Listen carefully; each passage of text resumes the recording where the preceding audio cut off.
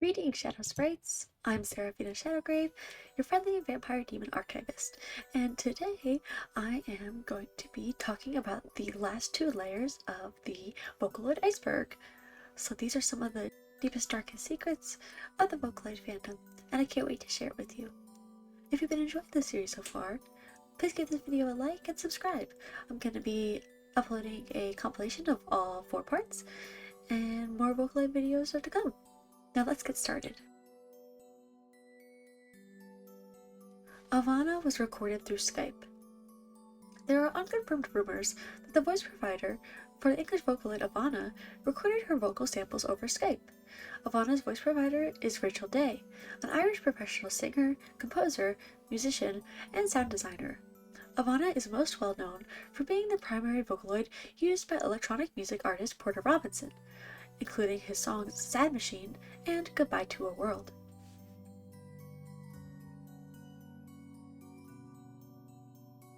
Industrial.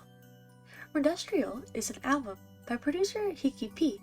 The album is industrial, as the title suggests, and experimental. One review describes it by saying, "Ever listen to Kikuo and think to yourself, this is good, but I wish it were more abstract and would also damage my hearing?" So, if you're into abstract, experimental, and outright ear-damaging music, give this album a listen.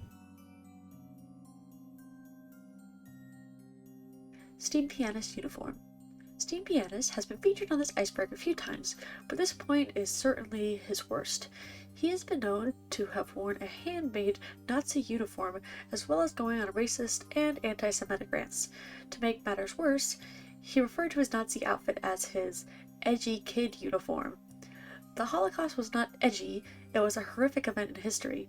It's very disappointing to learn that this producer has said and done some really terrible things.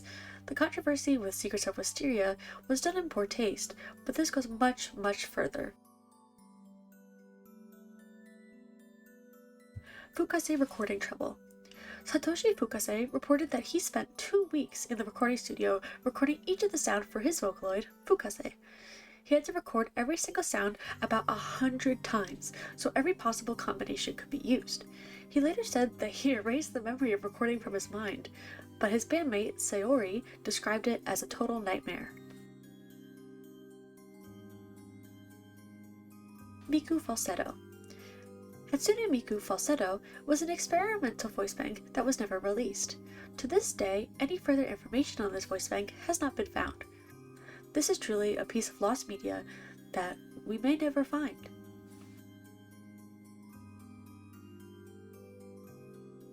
Miku's shirt buttons. I'm not quite sure what this point is referring to.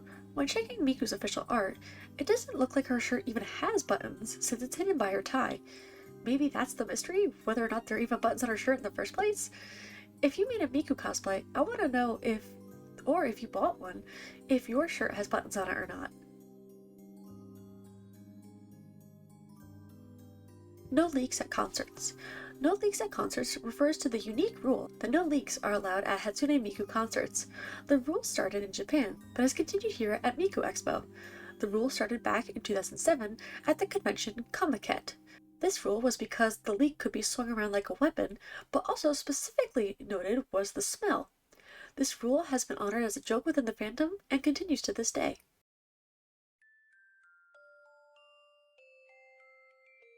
Alice. Alice was a French Vocaloid in development by Voxwave, which was cancelled and later set to run on the Sevio engine. In December of 2021, she became open source, and her prototype Utao voice bank was released. Miku isn't a Vocaloid anymore. Miku isn't a Vocaloid anymore refers to the new Hatsune Miku AI voice bank. AI voice banks are still voiced by humans, but the AI helps to connect the phonemes in a more realistic way, as well as generating pitch bends. SynthV already utilizes this technology, so it isn't really an AI voice, but rather AI is being used to enhance the voice and the previous existing software. I think AI gets thrown around a lot, and we think of it mostly as generative AI, but that is not the case for the Vocaloid AI voice banks and for SynthV. Kagamine Expo. Kakamine Expo was proposed by fans since Miku Expo doesn't feature the other main Kryptonoids very heavily. There was also a series of tweets from the Kakamine Len and Hatsune Miku accounts on Twitter that played into this, with Miku saying, "This is why we can't have a Kakamine Expo." V4 Flower Shotokan. I don't know who or what this point refers to specifically, but the term Shotokan refers to someone who is attracted to young male fictional characters. Flower is a female Vocaloid, but her V4 design is quite masculine, and she does kind of look like a younger boy. This must be referencing someone being kind of creepy towards V-Flower. Ew.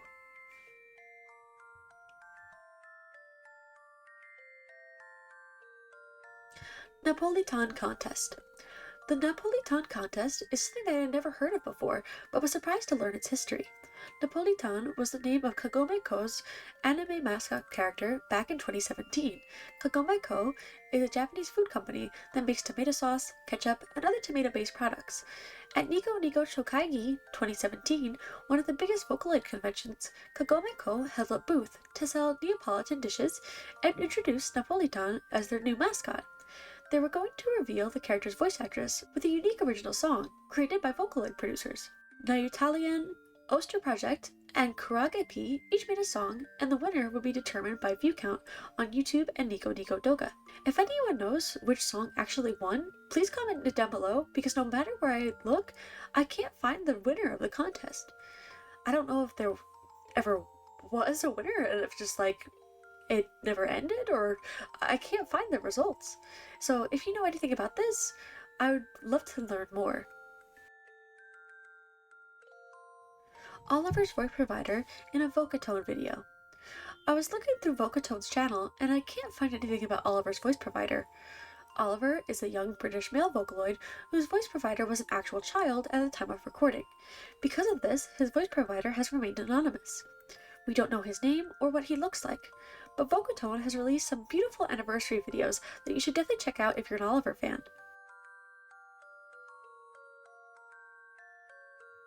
Avali Akasa. Avali Akasa was a Vocaloid producer who sadly passed away due to a car accident in December of 2018. She would often use the Vocaloid Ivana, and some of her songs include A Hand to Hold, A Forest for You, Path of Lights, and Unspoken Words.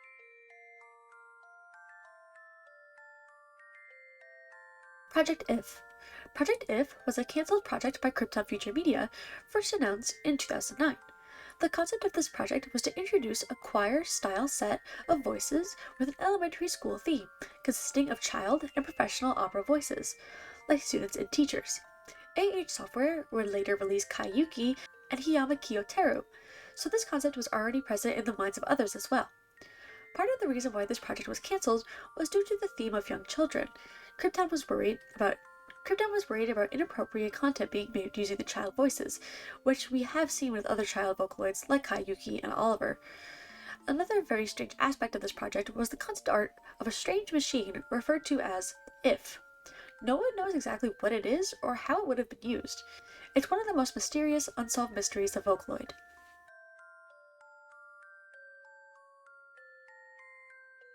Kaede-san. Kaede-san was Yamaha's April Fool's prank in 2016. She's a cat Vocaloid. I love this concept, and Yamaha took it so seriously, it is totally adorable. Her description reads, "A sweet, occasionally wild singing voice. Using the finest cat food and cat toys, our staff painstakingly sampled Kaede's meows in both Japanese and English." They even detailed 4 databases for Kaede. Itaku, a fierce, intimidating voice Kaede-san made when a staff member tried to take a single kibble from her food bowl.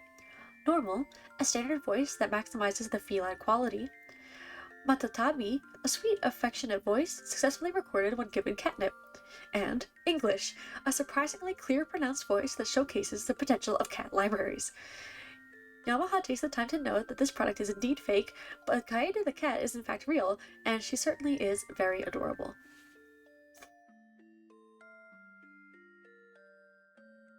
First Place website figures.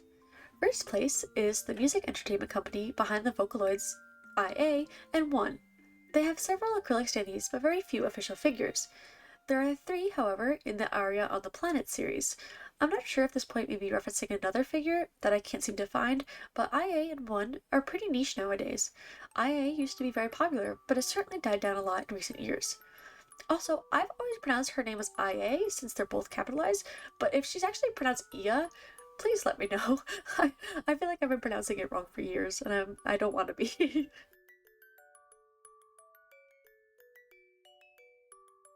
The Elvis Project. The Elvis Project was some of the first ever research that began the development of Vocaloid.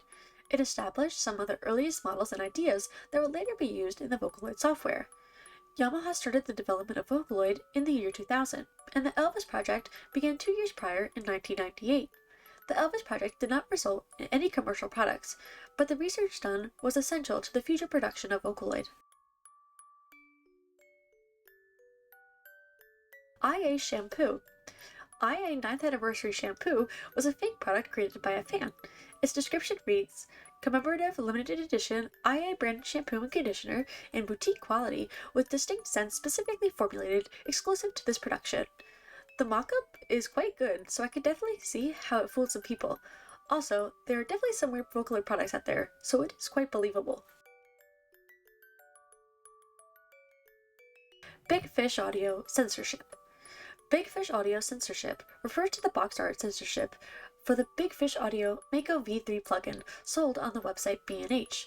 I had never seen this before, and it's pretty funny to see her colored in with red in order to censor her outfit.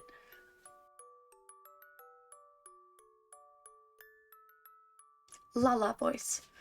Lala Voice was a vocal synthesizer created by Toshiba in 2001. Interestingly, the software could be used with Microsoft Excel or Word, and could even read emails. It had 9 unique voices, with 6 based on a family, a young son and daughter, the mom and dad, and the grandma and grandpa.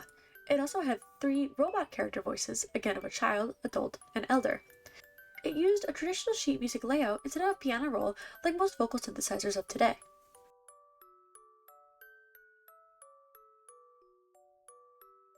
Sydney. I have no idea what Sydney is referring to. Is it the location in Australia? Is it the name of a vocal synth? The name of a producer? This point is very vague and will remain a mystery for now until maybe one of you knows what it's referencing. If you do, please comment it below. Sydney's very vague. Could be the name, could be the place. We'll see what it is. And our final point on the iceberg is Snow Miku statue crushes old lady. In 2012, at the Sapporo Snow Festival, a 3-meter tall snow sculpture of Hatsune Miku fell and injured a 60-year-old woman. Miku's head came off and hit the woman in the back, requiring her to go to the hospital. She suffered a broken pelvic bone. Oh my goodness, that poor woman. This is one of the most ridiculous events to occur in the Vocaloid fandom, and it's quite shocking to see that an actual injury was caused by a Hatsune Miku statue. Very unintentionally funny. This poor woman, I feel so bad, but also that is pretty funny that Miku's decapitated head resulted in broken bones.